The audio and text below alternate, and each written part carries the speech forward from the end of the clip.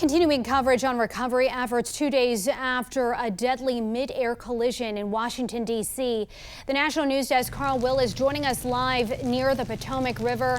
Carl, can see the emergency response behind you. Police officers, we did learn crews will need to get the fuselage from the river to recover the remaining victims. Can you give us a sense of the challenges that divers are facing, assuming visibility isn't great and can hear that rain behind you?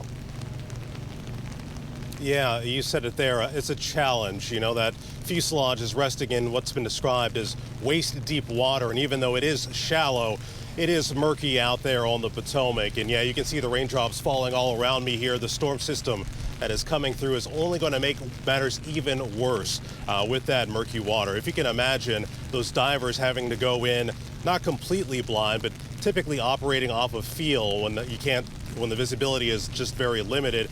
So likely, if you can imagine them belly down on the bed of the Potomac, kind of feeling around and having to use signals, kind of pulling to tell each other if they're in distress or if they need to resurface. So it's been kind of definitely a challenge, as you mentioned, but there is extra equipment on the way.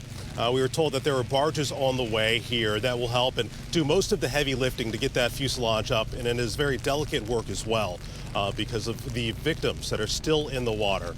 So they're going to be working hand in hand with the D.C. Medical Examiner's Office to make sure that those remains are recovered, identified, and returned to their families. And in the meantime, that heavy equipment that will do the heavy lifting tomorrow should arrive early in the morning.